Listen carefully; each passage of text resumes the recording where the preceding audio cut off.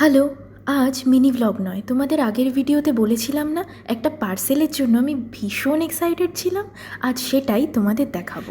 তবে আর একটা কথা তোমাদের বলার ছিল। হ্যাঁ, আমি জানি আমি অন্য ক্রিয়েটারদের মতো রোজ পোস্ট করতে পারি না, কারণ আমার হেকটিক শিডিউলের পর শ্যুট, স্ক্রিপ্ট অ্যান্ড এডিট করতে করতেই মাঝরাত হয়ে যায়। আর তারপর আসে আরও বেশি difficult part, dealing with some judgemental people. Sad part হলো যে যাদের থেকে এক্সপেক্টই করি না তারাই এইটা করে।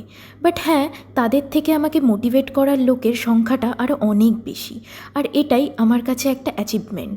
চলো তবে এবার আসি আমার আসল এক্সাইটমেন্টের কাজ। এই পদ্ম আঁকা শাড়িটা আমি মিশো থেকে নিয়েছি আন্ডার 400। আর শাড়ির কোয়ালিটি, ম্যাটেরিয়াল আর লুক অনুযায়ী আমার দামটা খুব একটা বেশি বলে মনে হয়। আর শাড়িটা নেওয়ার মেন পার্ট হলো এই দেখো, এই গোমাতা প্রিন্টটা। পদ্মের কাজ এর আগেও আমি অনেক দেখলেও এই গোমাতা প্রিন্টের কনসেপ্টটা আমাকে একটু বেশি এক্সাইটেড করে। তবে শাড়িটা অর্ডার দেওয়ার পর আমি রিয়েলাইজ করি সামনেই জন্মাষ্টমী, আর এই শাড়িটার থেকে better option I don't think আর কিছু হতে পারে। শাড়িটার সাথে ব্লাউজ পিসও রয়েছে, পুরোটাই লোটাস প্রিন্টের। শাড়িটার ম্যাটেরিয়ালটা পুরোটা কটন না হলেও শাড়িটা ভীষণই সফট আর হালকা। আর ডেফিনেটলি পুজো দিতে যাওয়ার জন্য লাল পাড় সাদা শাড়ির বাইরেও যদি অন্য কোনো অপশান খুঁজে থাকো তবে এটা পুরো পারফেক্ট। আর হ্যাঁ, শাড়িটা আমি নেক্সট ভিডিওতে অবশ্যই স্টাইল করে দেখাবো।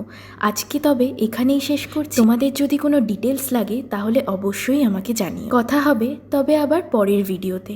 টাটা।